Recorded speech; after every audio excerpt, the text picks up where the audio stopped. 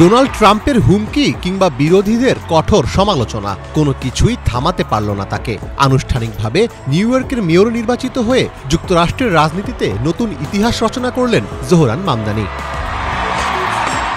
৫ November এক প্রতিবেদনে মামদানির জয়ের খবর নিশ্চিত করে মার্কিন সংবাদ মাধ্যম এনবিসি নিউজ।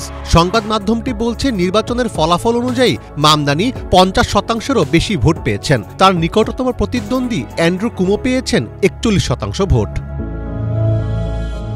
মামদানি নিউ ইয়র্কের প্রথম মুসলিম, দক্ষিণ এশীয় বংশোদ্ভূত এবং আফ্রিকায় জন্ম নেওয়া প্রথম ব্যক্তি যিনি এই পদে আসীন হলেন। ৩৪ বছর বয়সী মামদানি গত কয়েক প্রজন্মের মধ্যে নির্বাচিত সবচেয়ে তরুণ মেয়রও বটে। এই শহরের নেতৃত্ব পাওয়ার মধ্য দিয়ে গতানুগতিক রাজনীতির কাঠামোতে পরিবর্তনের আভাস দিলেন Mamdani. I can see the dawn of a better day for humanity. For as long as we can remember, the working people of New York have been told by the wealthy and the well-connected that power does not belong in their hands. The future is in our hands. মামদানির এই সাফল্য পুরো বিশ্বের নজর কেড়েছে, সেই সাথে উন্মোচন করেছে ডেমোক্রেটিক রাজনীতির নতুন অধ্যায়। বিশ্লেষকদের মতে মামদানির সবচেয়ে বড় শক্তি ছিল তরুণদের ভোট, পাশাপাশি সুলভ বাসস্থান, বিনামূল্যে বাস সেবা সহ নগর বান্ধব কিছু প্রতিশ্রুতি মামদানিকে নিউ ইয়র্কবাসীর কাছে আরও জনপ্রিয় করে তুলেছে।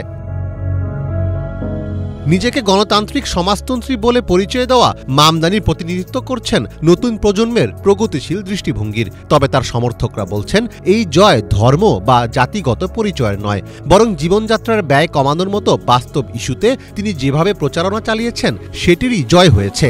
বহুজাতি ও বহু ধর্মীয় এই শহরের ভোটাররা মামদানির জয়কে দেখছেন অগ্রগতির প্রতীক হিসেবে। বাড়ি ভাড়া এবং স্বাস্থ্যসেবার মতো বিষয়গুলোকে কিভাবে আরো সাশ্রয়ী করা যায় তার একটি পূর্ণাঙ্গ রোডম্যাপ আমি মামদানির কাছে দেখতে চাই। একজন নিউ ইয়র্কবাসী হিসেবে আমরা যে জিনিসগুলো হারিয়েছি তা আবার ফিরে পেতে চাই। আমি জানি মামদানির সামনে একটি কঠিন লড়াই আছে, তবে আমি আত্মবিশ্বাসী যে তিনি সেগুলো সামাল দিতে পারবেন। আশা করি তিনি একটি দুর্দান্ত দল নিয়ে আসবেন যা শহরের ভালোর জন্য কাজ করবে।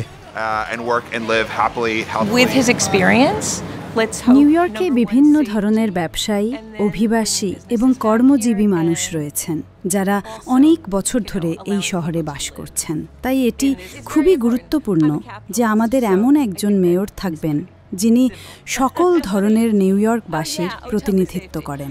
এমন একটি শহর চাই যেখানে সবাই কাজ করতে পারবে এবং স্বাস্থ্যকর ও নিরাপদ পরিবেশে বসবাস করতে পারবে। মামদানির জয়ে উচ্ছ্বাস প্রকাশ করেছেন যুক্তরাষ্ট্রের প্রবীণ রাজনীতিবিদদের অনেকে। আনুষ্ঠানিক ফল ঘোষণার পর মার্কিন সিনেট সদস্য বার্নি স্যান্ডার্স মামদানির সাথে কাজ করার আশা প্রকাশ করেন। এছাড়াও মামদানিকে অভিনন্দন জানিয়েছেন বিল ক্লিন্টন, হিলারি ক্লিন্টন ও অ্যালেক্স সরস সহ একাধিক প্রভাবশালী মার্কিনী। এবারের নির্বাচনে প্রায় ৭,৩৫,৩১৭ জন আগাম ভোট দিয়েছিলেন, যা প্রেসিডেন্ট নির্বাচন বাদে নিউ ইয়র্ক সিটিতে এখন পর্যন্ত সর্বাধিক আগাম ভোটের রেকর্ড। ১ বছর আগে খুবই অল্প পরিচিত অবস্থায় মেয়র পদে লড়াই শুরু করেছিলেন মামদানি, তবে সময়ের ব্যবধানে তিনিই হয়ে উঠলেন নিউ ইয়র্ক শহরের নতুন অভিভাবক।